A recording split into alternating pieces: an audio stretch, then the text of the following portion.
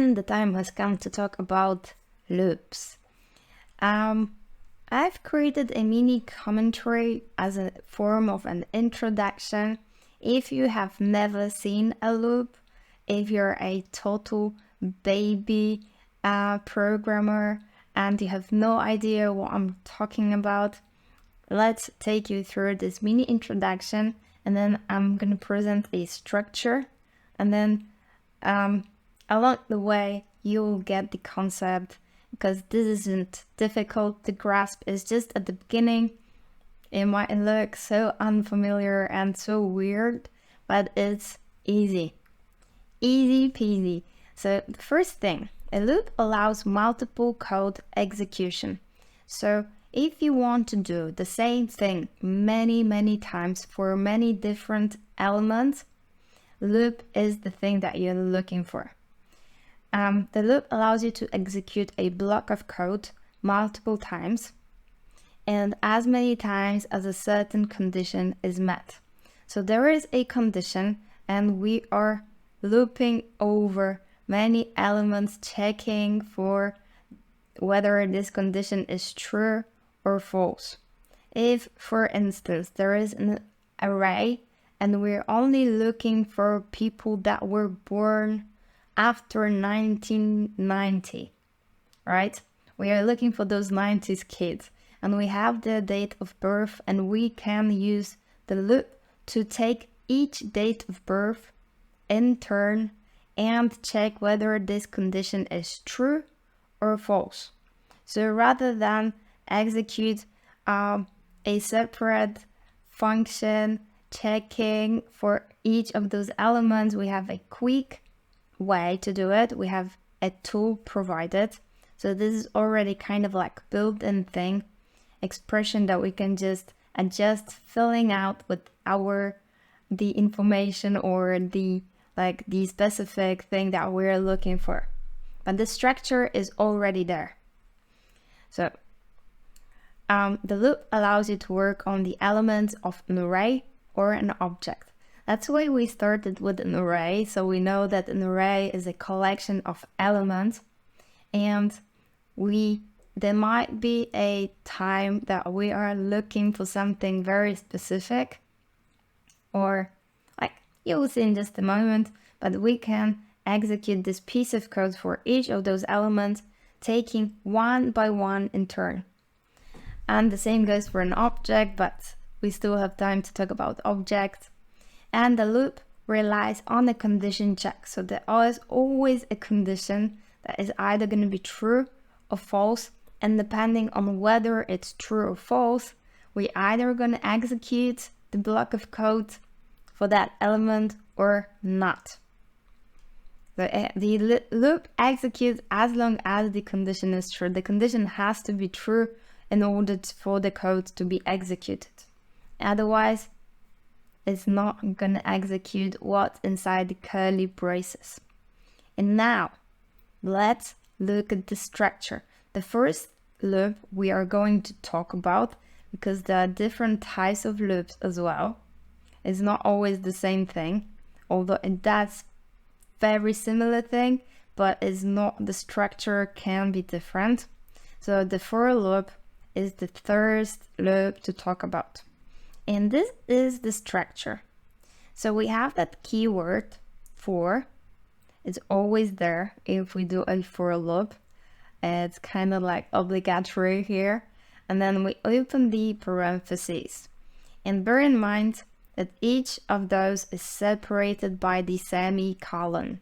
Semicolon here, semicolon here. And maybe let me smaller. Let me make it smaller so that we can see it all in one line, and it's a little bit easier on the eyes.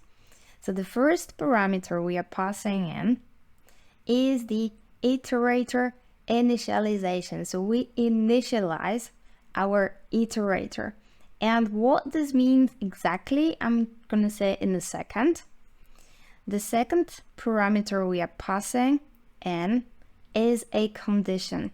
So this is the thing that the loop is checking, whether this is true or false, And the last thing our loop is responsible for, or we're responsible for, as in we're passing as a value, is the iterator increment. And again, I know it looks very weird, very abstract, but in real life, it's not that difficult. And inside the curly braces, we have the block of code. So the thing we want to happen in case our condition is true. So first thing, starter, the condition that we are checking, execution block of code that we want to execute if the condition is true, and the last thing, we want to increment the iterator so that we take the next element. Let's say in the array we want to take the next element, so we need to increment the index so it goes for the next element one by one. And this may sound a little bit abstract, but this will look a little bit better because this is a piece of code that is actually doing something. And I'm gonna make it bigger again. So we have that for keyword, and inside the parentheses, everything that is needed for our code execution. So first of all, we use that let keyword, and I'm gonna say in a second why this is a let. EI stands for the iterator, so that I is it's like it could go with anything else. You could put anything else you want, because this is like a normal variable here. But normally by custom we kind of stick to I, and that's what you will see most often. But you probably will see also other letters like J, K, but the I is the most common and the most popular choice. So this is our starter. We initialize our iterator with the let keyword, and we set it to 0. So it starts the count from 0. Then a semicolon. This is our condition. So I want our for loop to go as long as the I is smaller, less than 10. So as soon as it hits 9, the for loop will stop executing because the condition is no longer going to be true. And then the iterator, that is incrementing by 1. And as long as this condition is true, I want this console log to display word display plus the current value of I. And I'm gonna save it, and you can see that it starts from display 0, then incrementing by 1. I've got display 1, display 2, display 3, 4, 5, 6, 7, 8, 9. And we set the condition to be I less than 10, and then stop executing, because after incrementing to 10, this condition is no longer met, so we won't see display 9. If we, however, did less or equal to 10, that would change our condition, that it would allow I to equal 10. And as soon as it increments to 11, then no longer the condition would be true, but at 10 it would still be true, and display 10 is the last display, the last console log that we see in the console. And so how does it work? We initiate our iterator by custom with letter I. Then we check the condition whether it's true or false. If it's true, we execute the body of our for loop. So this block of code is being executed, and then I is incremented. And so we can take it step by step. The first step in the action is the initialization process, which occurs only once. It's just at the beginning that we declare our variable. We give it a value of 0. which can be, by the way, anything else. Anything. If you wanted to start at 5, it would be also okay. It's just up to you really, in it's by the means of your program what you're trying to achieve here. But normally by custom we normally would start counting from 0, because if we iterate for an array, the index index always starts at 0 in the array. And if you want to take each element one by one from the array and iterate for them, then you probably will start at 0. Cool. This is like an abstract concept because we are like saying I less than 10 and it's just not really serving any purpose, but this is for us to learn the structure. And there might be times when you want to do something 10 times and probably not display 5, 6, 7, and 8 and 9 in the console, but a little bit more useful piece of work, but it's for you, so your eyes will get used to the structure, how it looks. And let's go back to our commentary. It, by convention, will call the iterator a variable I. So as I said, it could be anything. It could be k, it could be like any other variable that you create, but name it what you want, but normally it would be I. It should be let and not var or const. So if you do const, it won't even let you iterate it up or increment it, because const once is 0, it's always 0, so it cannot be const. It shouldn't be a var because var is an obsolete concept, and when we get to talk about scopes, you'll understand a little bit better. But for now, remember that this would also work without any keyword, but this would create a side effect of creating a property for the window object, which is also not something that we desire. And if there is a side effect that we do not desire, it's probably not good. And also if there was any other I in the program, this would refer to this other I, and we want to create a new variable. So stick to the let. You should understand why we're using let here, and just go with it. Let's not question the let here. Most often we declare the iterator at 0. Right. We could start at anything else like 5, but what for if 0 is probably the best place to start counting? It all depends on what you're doing with the code and what is the thing that you're trying to achieve. Second thing, the condition is checked every time. So this here is only created once, and it's the initialization process which we only need to start once. And the code or the program or the interpreter doesn't go through anymore. It happened once and this is enough. However, every time it loops over, it iterates, it will check the condition. So the condition is checked every single time. And depending on whether it's true or false, the block is executed, because the condition is then converted to true or false, and if false, the loop terminates and the program continues. So if this is not true, this is skipped altogether and the cursor is found here, and it continues with the execution of the rest of the program. But this loop is finished, it is terminated. And if the condition is true, the program goes to the code block. So it executes whatever is inside the curly braces. Cool.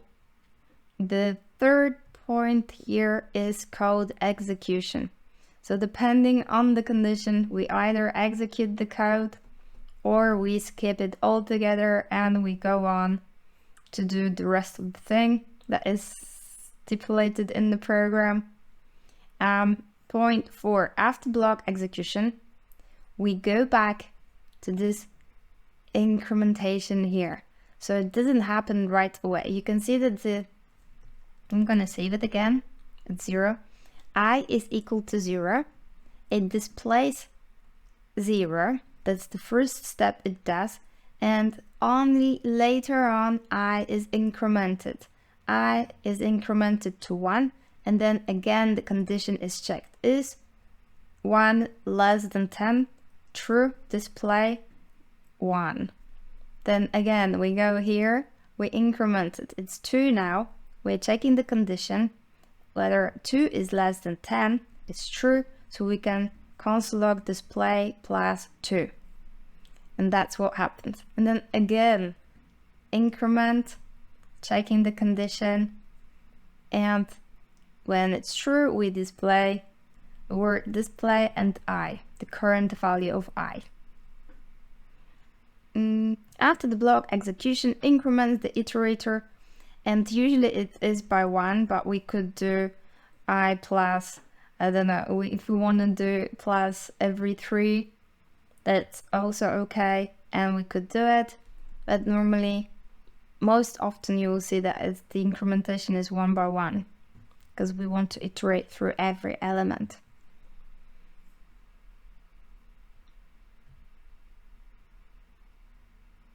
New loop from point to initialization is done only once. That's right. We only need to initialize only once. Cool. So I'm going to comment this out and show you this is the easiest way, and that's the most common structure. But just so you can become an excellent developer and not the one that is writing code but without understanding what is coming from where, I'm going to show you how this really works, or maybe what is the other possible way of declaring your loop. So basically, the structure that you're putting everything inside here is neat and it's transparent and it's tidy and it's just very pleasant. But if you wanted, you could do it separately. Because you only initialize it once, it can be done outside here, outside our block, outside the for loop. So you created let I, you set it to 0, and then you open your for loop. Again, you've got a parentheses, perf parentheses, and inside those semicolons that look kind of like lonely here, which I don't think anyone really goes for this way, but this is just for the mechanism, to explain how the mechanism works. So we still have to stick to those semicolons here.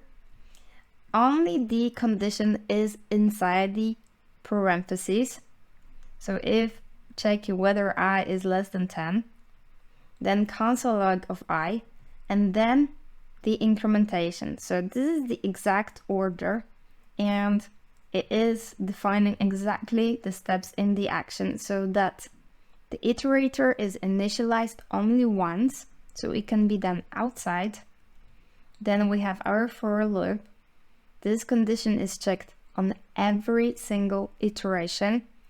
It's either executing the console log or not, depending on whether I is less than 10.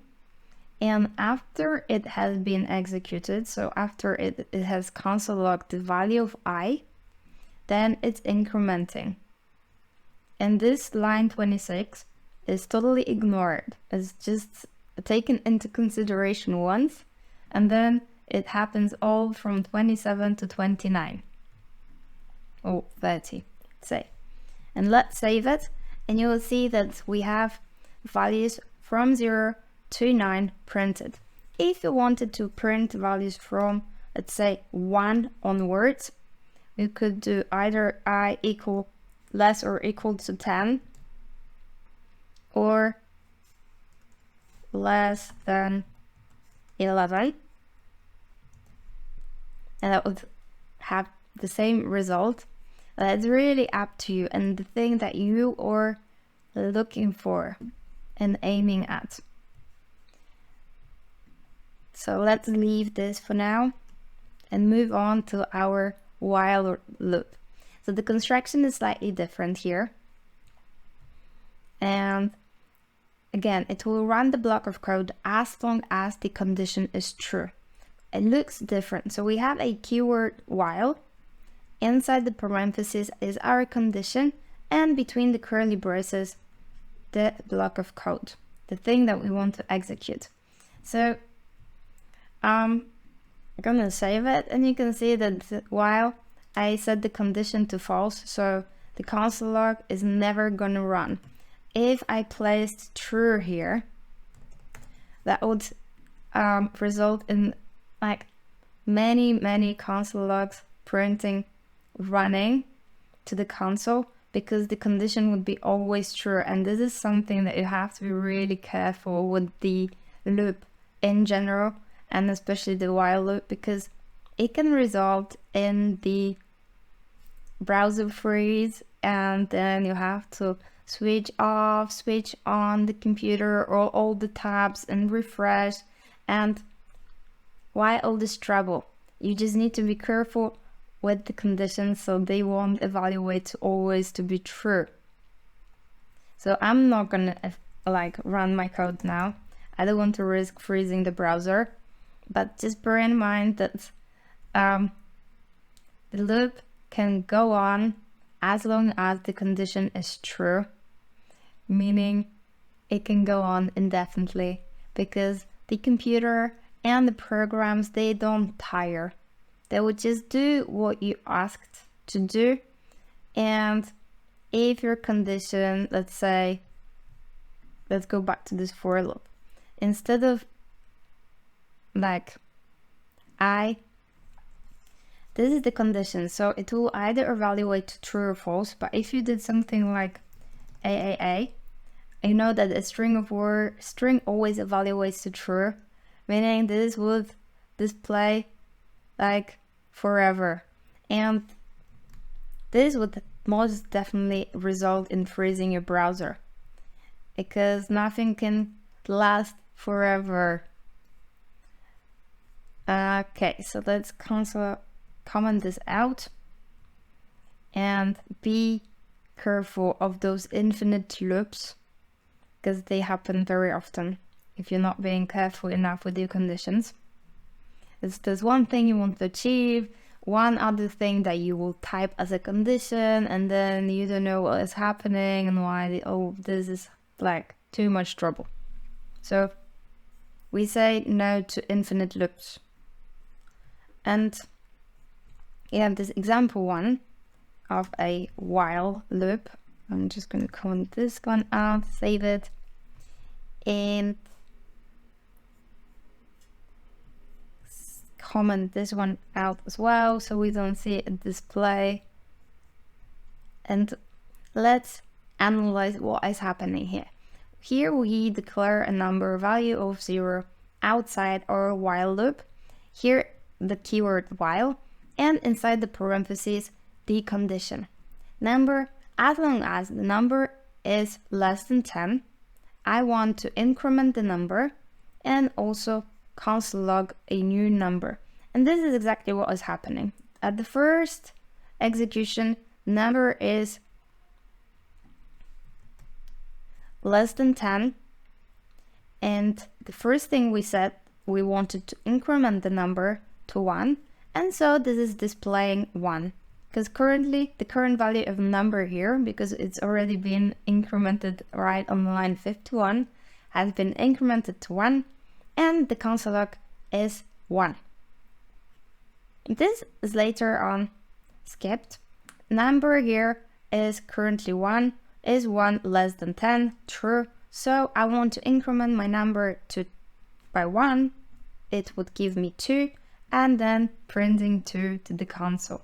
Again, the while number is less than 10 is 2, less than 10 is true, I'm incrementing the number by 1, producing 3 now, console logging 3, which is then printed to the console and taken into this condition, right? I think this is enough about example 1. Let's go to example 2, which is a little bit more realistic, and I think it's better to create realistic, maybe not realistic, because this, let's face it, is not a realistic example, but it's definitely one that is easier to memorize and then bring back from the void of your memory. So the first thing here, we have 28 pounds. This is our money. Money is storing the value of our money in the currency of a pound. And then while money is either more or equal to 3, so we have to have at least 3 pounds to buy a new beer. I'm printing the console log. I still have this amount of money, is always the current amount of money, pounds. One more for me, please. Cool. So I'm making it in the other order because I have enough money, so I'm getting another beer. And after, on each and every iteration, I'm decreasing the amount of money by 3. So it's like, you can see that the condition there was always this increment by 1, but the condition in the real life scenario can be anything. So here is the decrementation, and not by 1, but by 3, because every beer costs 3 pounds. So I need to have at least 3 pounds.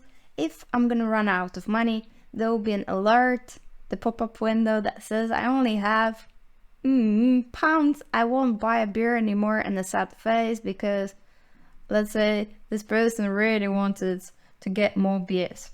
Go and let's save it. And you can see there's many console logs, and at the end there was a pop-up window. So the first iteration had 28. The money was 28, which was more or equal to 3. The condition has been true. The console log, I still have 28 pounds. One more for me, please. And then we decremented the amount of money, so we subtracted 3, which resulted in money being 25, but the condition was still true that the money has been now 25, and the console log says I still have 25 pounds.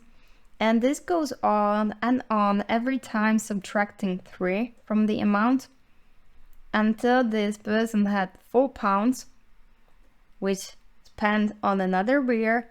And once it only had they had only 1 pound, says I only have 1 pound, I won't buy a beer anymore. And that's it.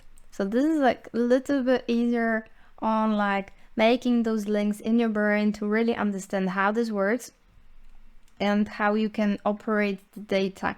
It doesn't always have to be a number plus plus, and this is much better for understanding. There is another example that is a little bit more lifelike. So for instance, we had a gasoline or petrol 40 liters, and kilometers at the start of our journey only 0, because we didn't travel any kilometers yet, but we had 40 liters of our gasoline. And while this is the condition, on every iteration we want to subtract 1. So gasoline at the beginning is 40, and 40 evaluates to true. So this will be true, and if it's true, we want to add for every 1 liter of gasoline, we want to add 18 kilometers. That we've traveled 18 kilometers for every liter of gasoline. So I'm gonna save it for now, and we can see that the result is quite long. Many console logs. The first one, it says we traveled 18 kilometers and we still have 39 liters of gasoline left, because it subtracted 1 from 40, so we had 39 here, or 39 here, and we've traveled 18 kilometers. And every other iteration, here is always 1 less than before on the previous iteration. So on every iteration, we go 1 down, but we are adding another 18 kilometers. So it says first 18, then 36, then 54, 72, and once we're down to 0 liters of gasoline, so we don't have any more petrol, so we can't go any further. We have traveled 720 kilometers. So this is like the simple program, but it's like a little bit, maybe a little bit easier to make associations. And you can see that here we are increasing the number of kilometers that we're using here to print our message, but the condition is only false once it reaches 0, because 0 is a falsy value and the condition is no longer true. So the program won't be going forever. If we did like something like this, plus plus, this condition would always be true. This would always increase, and that would make no sense at all, because this would be this many consoles, and that would create this infinite loop. There would be no stop. And one last loop that I wanted to talk about, and I don't think this is very common at all, but we need to know it, is the do something while loop. And this is different in a way that at least once it will be executed. It will be most definitely executed at least once. I'm gonna uncomment this, and so it will continue executing if the condition is true, as long as the condition is true. But even if the condition isn't true, it will still execute at least once. So I'm going to save it, and we can see that I've set the number to be 1. The console log is I'm going to score day plus the number, and then inside the do here, it says do something, and then inside the curly braces says what is supposed to happen. So this is pretty easy to understand because do is pretty self-explanatory, and so the program knows that it's supposed to do this, what is inside the curly braces, while this is true. And I'm going to school day plus number starting at 1 and then incrementing, and this is supposed to happen as long as the number is less than 6. So we can see this is printed this many times to the console: day 1, day 2, day 3, day 4, and then day 5, because then day 6 is no longer meeting the condition. It has to be less than 6 and not equal to 6. If, however, we change number to be higher than 6, and we know that the number is never going to be higher because it's hard coded to be 1 and then incremented by 1.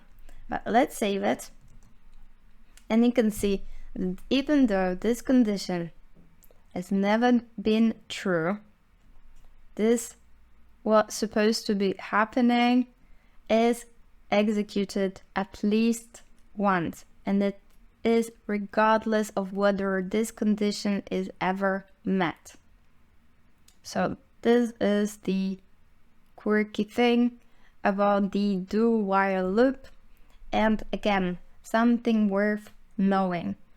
I don't believe that we are going to use it very often, and definitely not in this course, but we have to be aware of what is happening in JS.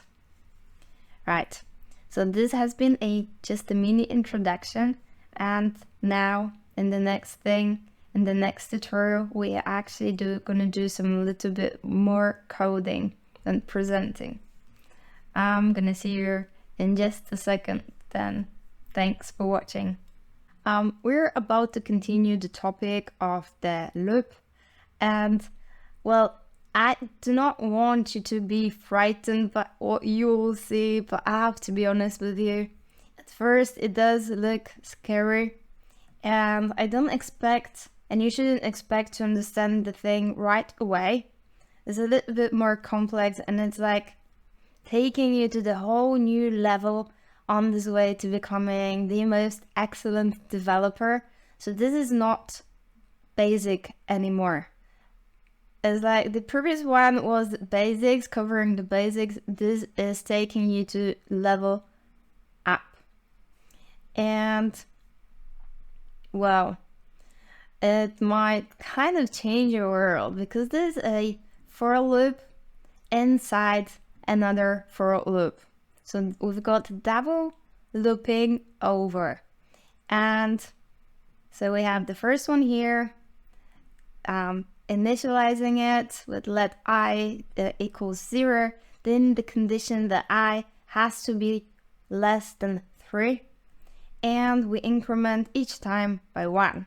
And then inside the body of that for loop, we have another for loop with its own initializator, which is now j.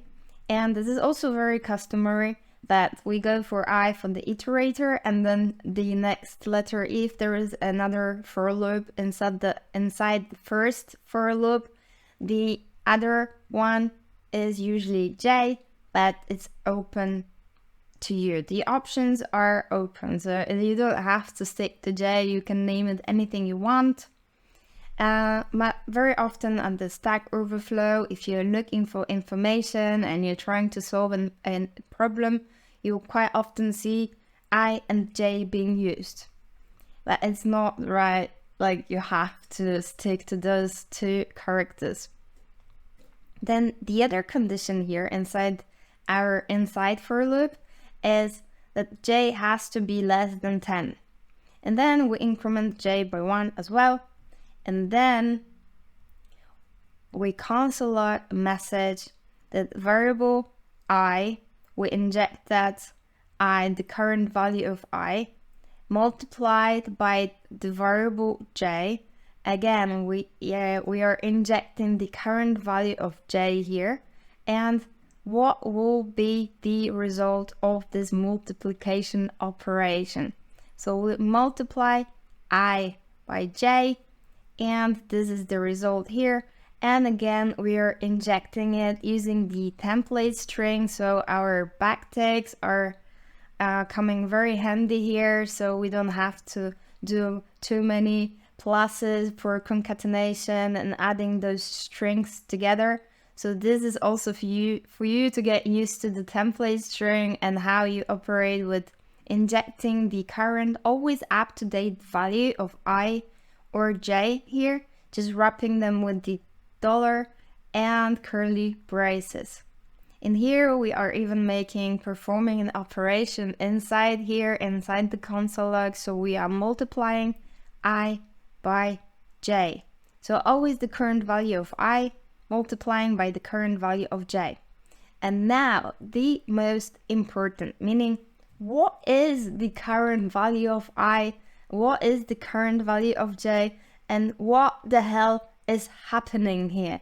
So that's not an easy question, but basically, in essence, what is happening is that since we are going from 0, and I is not supposed to reach 3, but it has to reach 2, it will go 0, it will go 1, and it will go up to 2.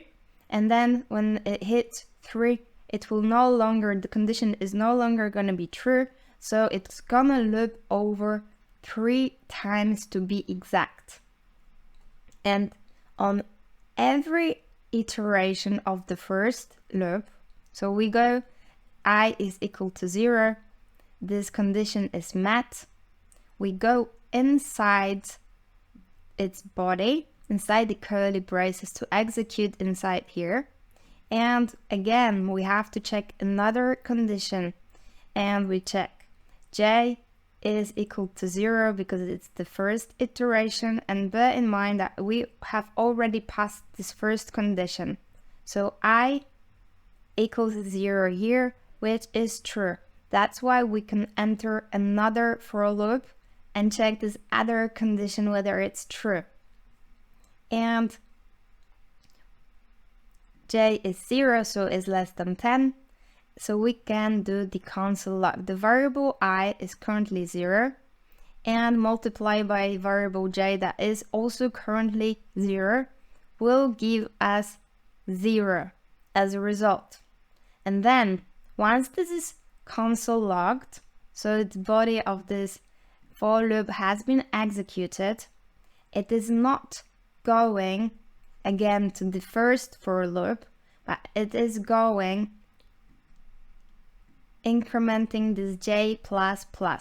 So this one will be going on and on and on and on until it reaches 9, because j has to be less than 10, so maximum value for j is 9, and only after j is going to reach 10, so the condition is going to be no longer true, it will exit the second for loop, and it will go back to the first for loop to check to increment I. And again, it's gonna go 3 times, but here it's gonna stay 10 times. So I'm gonna hit save, and you will see what is being displayed in the console, and maybe this will make it a little bit easier to understand. So let's save it. I'm gonna try to extend our console. Cool. So first things first, what you will see is lots of zeros at the beginning. So the variable I, which is currently 0, this is always substituting, there will always be inserted the current value. So I is universal, and the value is substituted considering what the current value of I is. And it's 0 multiplied by the variable j that is 0 will yield 0. And then, as I said, it has to go 10 times inside executing this inside for loop, and only after this condition is no longer true. So you can see that it's going on, and I've got 10 times printed 0, because this is how many times it iterated j. And we have, and the j is changing. The first j is 0, then it's 1, then it's 2, then it's 3, then it's 4, 5, 6, 7, 8, 9. And only then, when the condition was no longer true, because j has been incremented, it reached 10, so this condition was no longer true, it went back to iterate to increment I, and I has now reached the value of 1, and again the second for loop is executed. Once inside, it goes 10 times executing incrementing j. When this condition is no longer true, it will go back up to our first for loop, increment I, and only once it reaches 3, this entire thing stops, it's exiting both loops, and our cursor is finding itself here, continuing reading the rest of the code. I hope I didn't make it too chaotic. This is not an easy concept to grasp. That's first of all. It's just one thing that has to be kind of like, has to settle in your head, and you have to open up to the idea of a for loop inside the for loop, and for every iteration of this first for loop, this will go as many times as it's true. So it will execute 30 times, 3 times 10.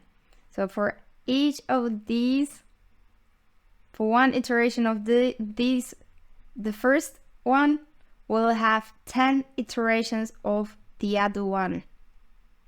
And this is something, if you really want to understand how this works, you'll have to create your own conditions and your own message to see what is being printed out. At first, it took me a while to understand how this works, and well, nobody ever explained it to me, to be honest, in depth. So it's like I was studying by myself and really not understanding. I wasn't even aware of those curly braces here, which one consists of what and what takes the precedence, what is more important. So here, at least I'm giving you a heads up, and I hope I'm making this a little bit easier. But at this point, if you don't understand, you don't have to feel bad about yourself. This is higher level.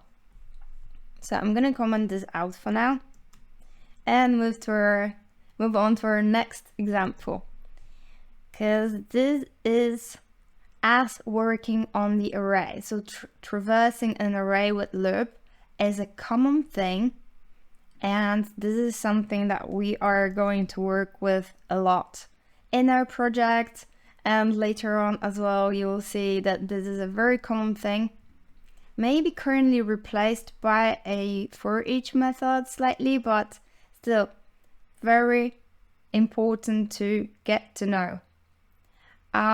So we've got a user's age array. You can see that is again in square brackets. So this is a collection of numbers, and every number represents a user's age. And as always in the array, they are separated by a comma. And here is our for loop. So again, we have to start with the keyword for, and inside here, inside the parentheses, we are initializing our iterator. Keyword let here is just, we're gonna type it so many times that it's gonna become just, you'll learn it by heart, and you just like automatically will be typing let I equals 0, semicolon, as long as I is less than the user's age length.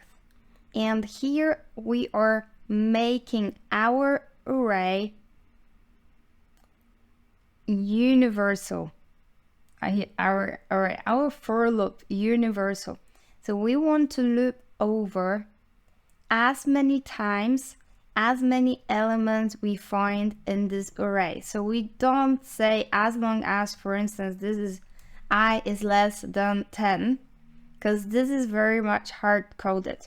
And we need our programs to be universal. And if you remember correctly, our index starts at 0. And the user's age length will be always 1 higher, because it starts at 1. So if we start 0 here, user's age length is 7. And so I has to be less than 7, and on this occasion, because we start counting our iterator, we start from 0. So if it reaches the end of the array, we want to have it less and not equal to, because if we do equal to, it will reach one other element after this one, which is nothing. It's like there's no other element after this element of 25. So we want to have it I less than user's age length property. And this is a very common thing to use, because it is making our program most universal. So later on, the length of this array can change. It might be updated. We receive more data, and it's gonna be then 80 elements long, but it's always gonna be executed with the same precision, because it's always gonna take its current most up-to-date length. And then have a semicolon, and then we are incrementing our I. This is done just once. We start at 0, meaning we want to take this first index, index 0, first element though. And what we want to happen, the only thing we want to happen on each iteration is that user with index. And then again, we're injecting the code here because we are using backticks. So we are capable of using this dynamic injection here with the that the template string gives us the possibility to do. And here under I, it's always going to be the current value of I that is incremented on every iteration. And so the I is just a number starting from 0, but how we use it on the array is that I hope you remember how to access every individual element in the array is giving the name of the array, and then in the square bracket we are for instance giving 0. This means that we want to access the element 0 with index 0 in our array. If we do then 1, this is index 1, so this is 18. So under this variable here is a value of 18.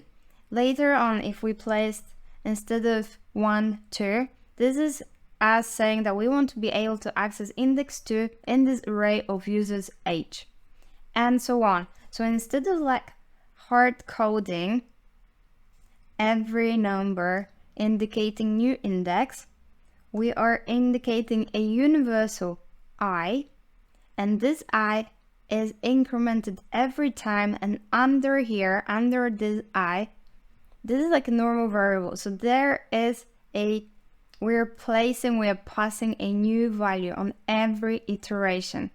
And this is the result.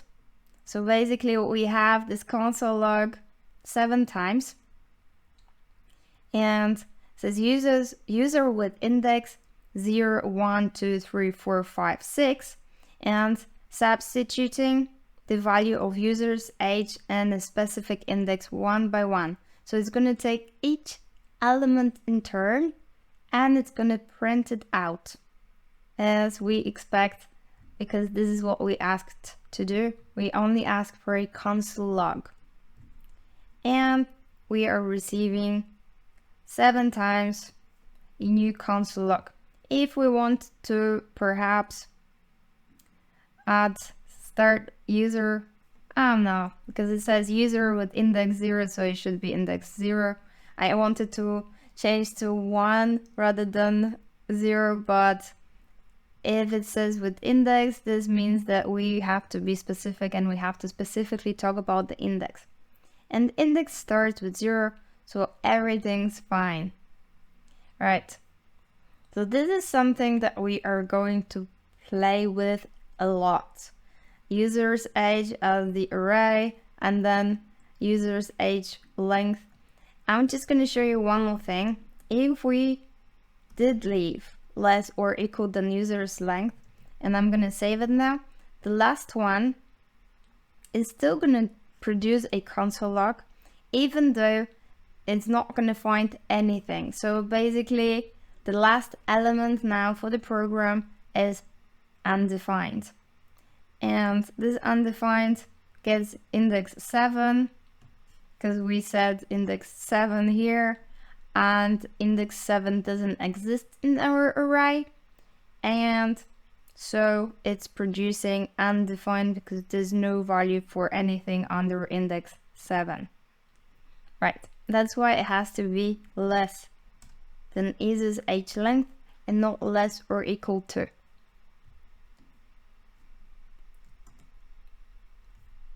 And how many more examples do we have? Oh, example number 2. We have an array, user's date birth, again an array of different years, produced 2000, 1992, 1932, some others, and also a const representing the current year, and currently it's still 2021, although is coming to an end real soon, unfortunately, or maybe fortunately, who knows, and our for loop. And what is happening here? What is happening here? After the first one, try to analyze it first yourself.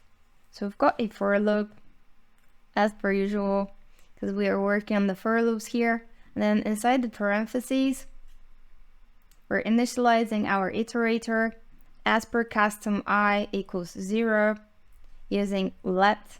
So this is happening once only. And then this is our condition. Again, we are working on the user's date birth.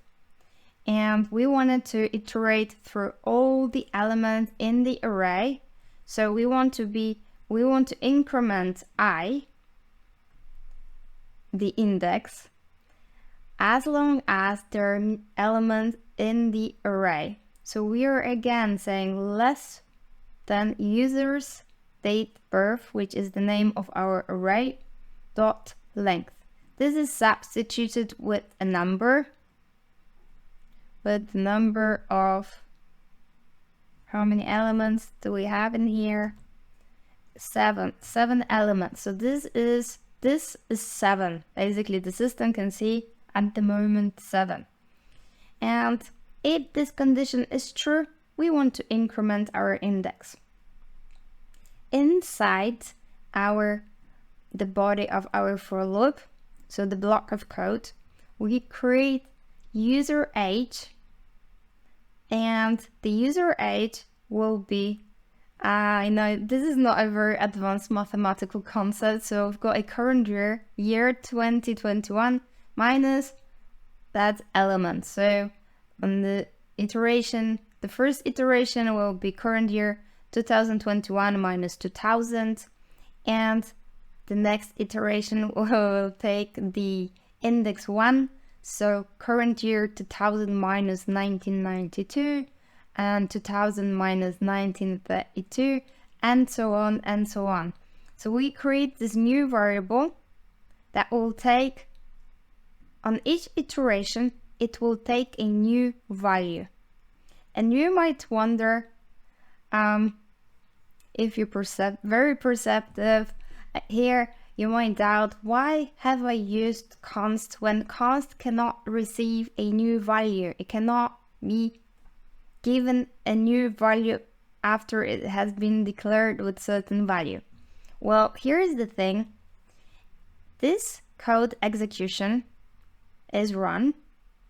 So the code is executed, and as soon as it's been executed, it kind of doesn't exist in the memory of the program.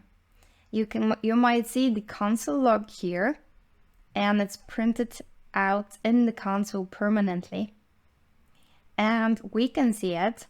We can see the new text being printed out after the first one, but for the program, it kind of stopped existing. The program always lives in the current moment. This is a real definition of mindfulness. It's always focused on the present. So, at first I equals 0, the condition is met. It takes the first element from here. It creates the user age, which takes the current year from the global scoped variable 2021. This is substituted because this I is going to be, on the first iteration, it's going to be 0. So it's substituted by 2000. And the rest is following the same structure. So the I is currently 0. And the user age is what is the result from this mathematical operation. 2021 minus 2000, because this has been substituted by 2000 by the first element from here, and it's producing the age of user number 0 is 21. Well, this number we can upgrade and give +1 maybe, so it's not 0, and the first user, right, this is now hard-coded, so you can see that's what we need the loops for. So we don't need to like specify 100 times how many elements we have here, but the I is always universal. So I'm just gonna go back to the I, and here I'm gonna add 1, save it. You can see again 7 times console log message is just the number has been changed, because rather than starting with 0, because this is a number rather than the index, I thought it would look nicer if we start with number 1. And we have 21, the other person is 29, the other person is 89, the fourth person is 41, and so on and so on. So by this, when we talked so much about the array and then how we can access every specific element, and we like putting 0, then we were putting 2, 6, and so on to access every specific element. So this is not that you will do it as often accessing the specific element, but to know this notation, note this array notation, that it can be used to access every specific element inside the array, gives us the possibility to later on kind of expand on this knowledge and reach out to like higher and richer concepts here using a universal I, which is incremented automatically by our for loop if the condition is to be true. I'm just gonna do a console log user age here and save it. You can see that the user age is updated, or wait, maybe it's not updated. That's the thing, it's not being updated. A new const of user age is created on every single instance of iteration. Every time we enter a new iteration, a new const user age is created. The previous one is already gone, so the program, it doesn't exist anymore. It's lived its life, and we create now a const user age, which is a totally new user age const, because we are not allowed, the program wouldn't allow to update the same const, but it has no problem creating a new one. So whatever is inside those curly braces is only happening for the moment of executing this one iteration. This is something to be remembered. Something to memorize. Another thing to memorize. We have plenty to memorize. But even if you don't get this right away, that's okay, because we are going to use it in like many examples when we do our project on the loop. And example number 3 for plus statement conditional alert.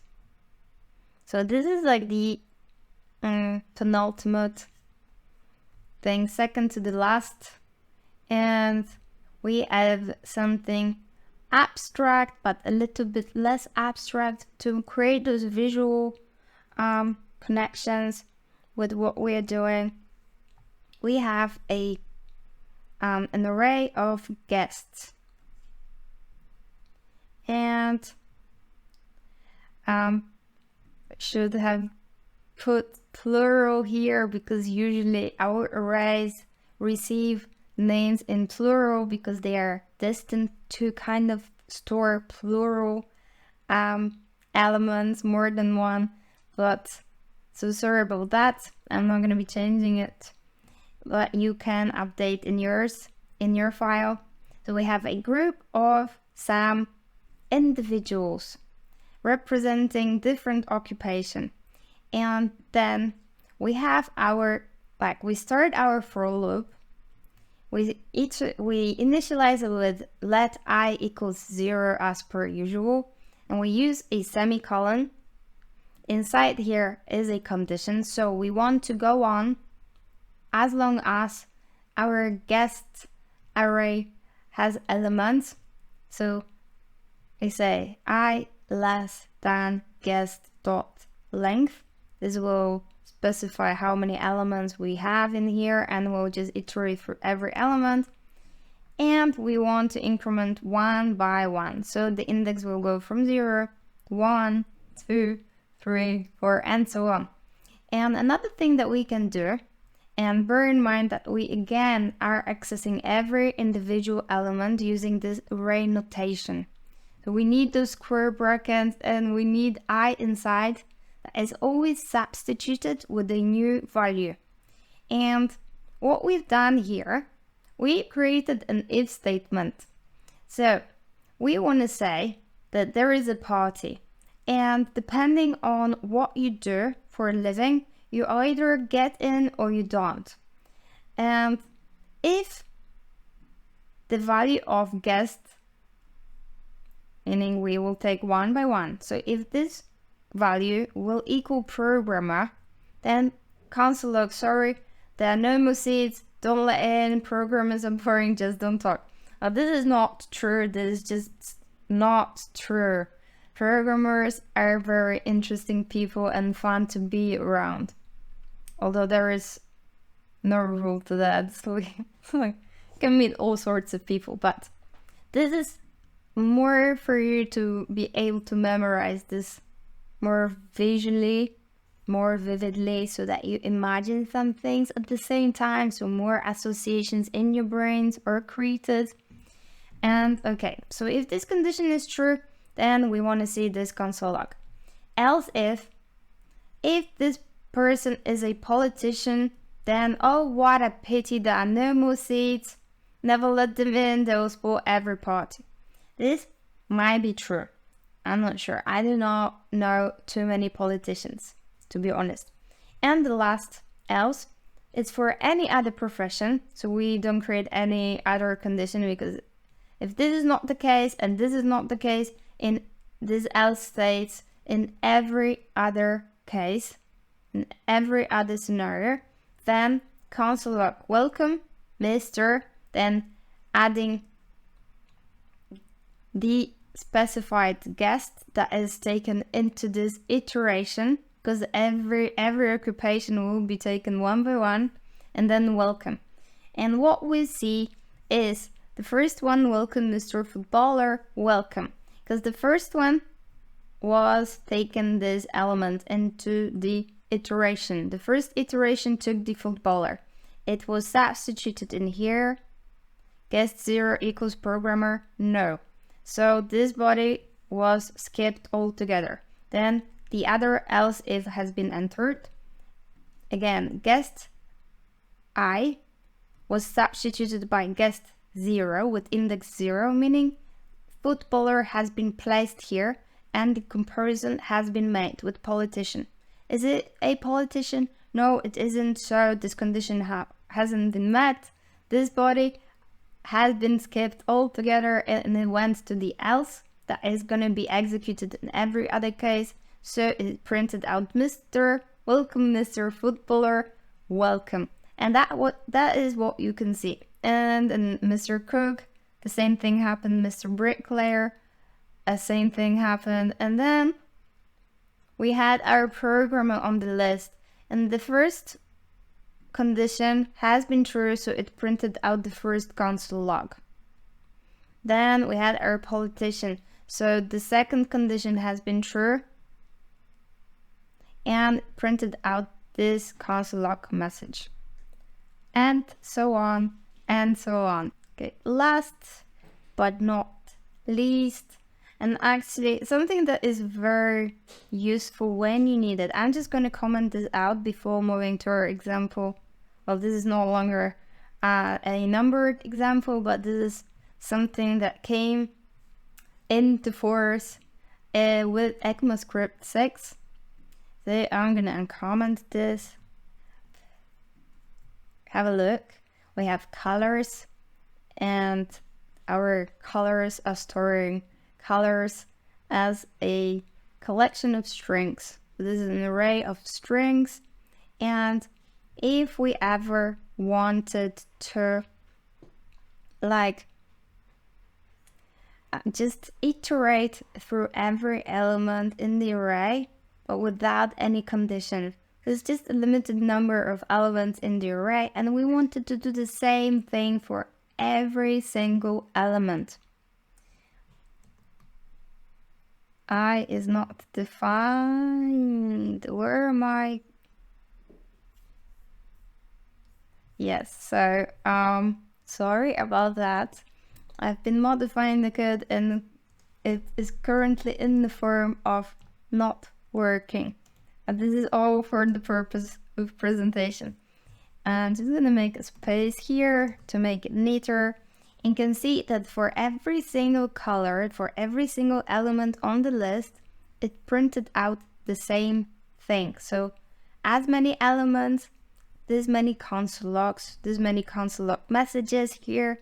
And basically what happened here, we were like, we have this for here.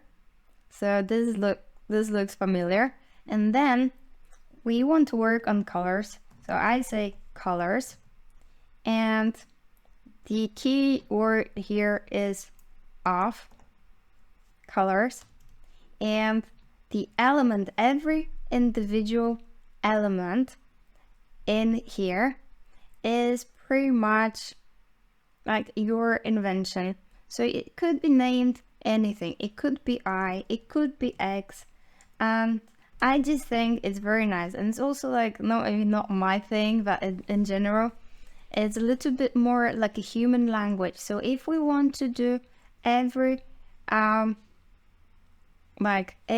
single element in the array, and the array is called colors because it usually receives plural because it's storing some plural things of the same kind, pretty much.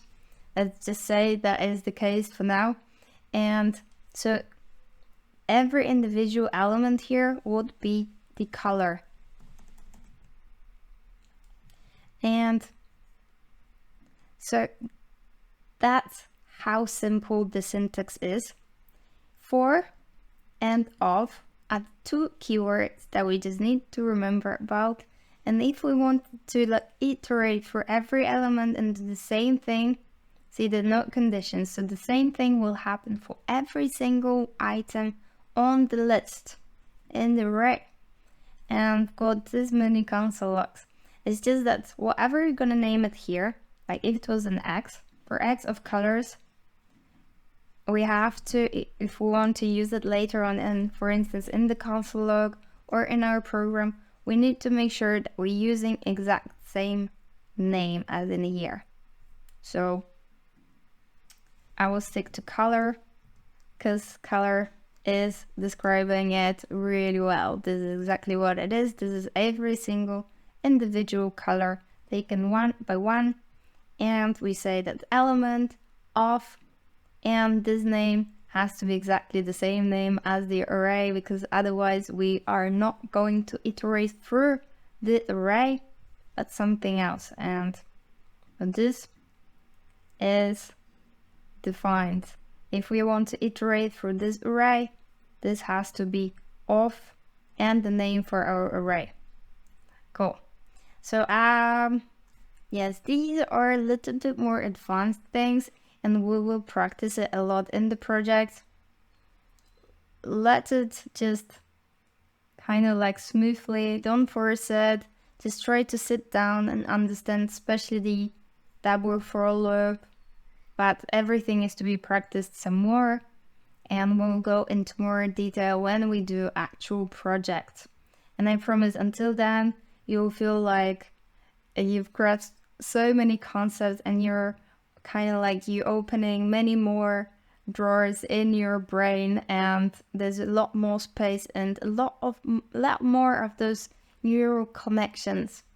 So I'm gonna see you at the next topic, which I believe might be functions, but we'll see. So see you then.